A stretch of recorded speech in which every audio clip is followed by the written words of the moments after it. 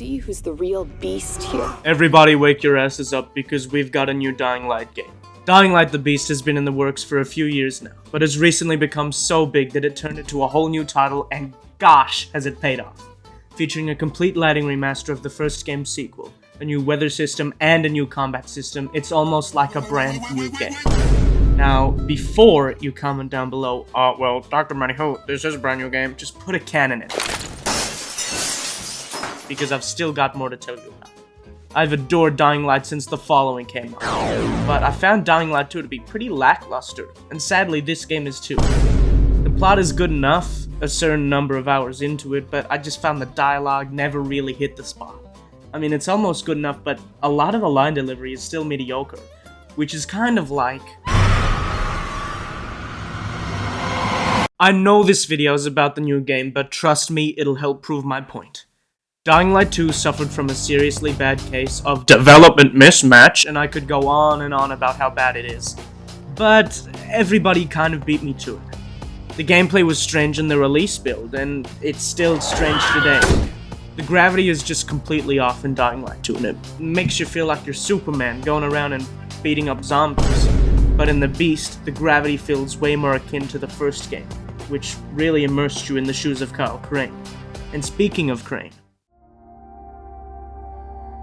the story of The Beast launches us a few years after Dying Light 2. We play as Kyle Crane, who has been experimented on by an evil scientist dude called the Baron ever since the following ended. Living day after day being operated on, or more likely tortured by the Baron and his scientist buddies, when suddenly... Wait, is that Spike? Dude, is that frickin' Aiden? Hold on. What is bro wearing? Aiden and Spike try to free Kyle from captivity, but are then captured themselves, and we cut to however much time later, and Crane is being operated on with Subject Beta, when suddenly Beta wakes up and kills the doctors in the operating theater before deciding to go out on a killing spree. Crane uses this as the perfect excuse to make his way out of the bunker, crawling around like Solid Snake in an intro that feels eerily similar to that exact game, before he ends up in a long hallway with virals all behind glass, which I'm sure won't go wrong! And naturally when they all break out, you have to fight them off before an elevator door will open, when suddenly you unleash the Beast. Once you escape, you obviously jump all the way to the next objective to stretch your legs after being in a wheelchair for 20 years. Hey guys! Why can he climb like that if he's been wheelchair-bound for decades? Because he's the Beast! What?! And we come face to face with... Holy testicle obvious Tuesday. Love interest, who tells us to go and fight a chimera, which is a special type of infected made from the experiments on Kyle. Luke, I am your father! And we pass out after fighting it, waking up 3 days later, choking out obvious love interest, who obviously is Jade, but not really, but also, yeah, kind of is Jade, but still no. When Kyle awakes, he decides he wants to amass a group of people to help him defeat the Baron, starting by going to the town hall, where Plot Device is currently attacking to move the plot forward. After we help the survivors in Old Town, we move on to find out where the Beast went. Walking around clueless when suddenly an explosion happens that points us to where he is. And where is he, you might ask? Well, obviously hunting down the Baron's men. So Crane goes to find him in a church, which I thought was going to mimic the announcement trailer, but in fact does not. We go there to find the last guy alive when suddenly, it's the Beast! The Beast escapes to a train tunnel. We follow, but then have to escape from volatiles who lived in there or something. I don't know. We then journey to a chimera transport that is completely okay, and fight a banshee volatile hybrid that looks as disgusting as you'd think. Crane then restores power for the Old Town survivors, which really took me more time than it needed to, so I won't cover it here. We also fought the Demolisher from the 30-minute gameplay trailer, which was cool. Then we go to a mine that the Baron's men were hunting the Beast in, and we hear that the Baron himself is here. I thought, this is it, the final mission of the game. But then the town sheriff that we helped betrayed us, and we let the Beast free to offer a distraction so we don't get killed. The sheriff, who knows that we have main character syndrome, quickly skips town, and we go to find the exiled, infected people who live up in the mountains and have freaky telepathic powers. Crane, can you hear me?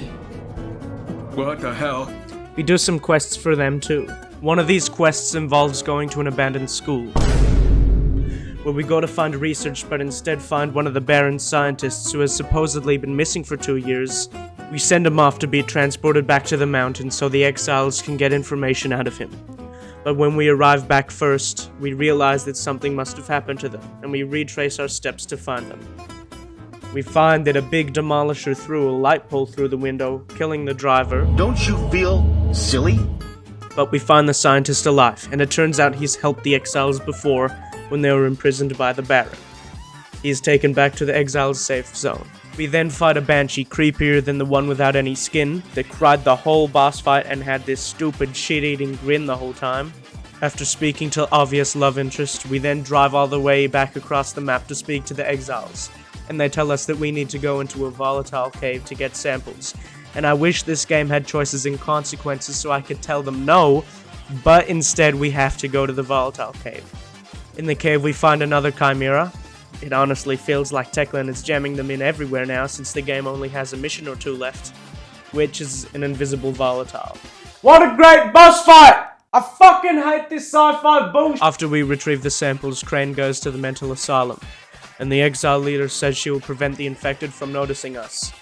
Oh yeah, that does work. But it all goes pear-shaped when I try to use my super bow, which sets every zombie in the building off somehow.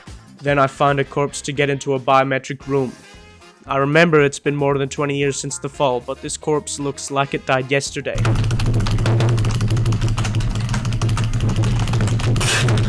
Then we leave the hospital and hear the town hall is under attack, because they need to add those survivors back into the plot at this point of the game.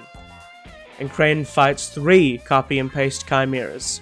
Turns out the sheriff didn't skip town and apologizes to us. Even though I didn't accept it, Crane did for some reason, and now everyone is plotting to capture the beast.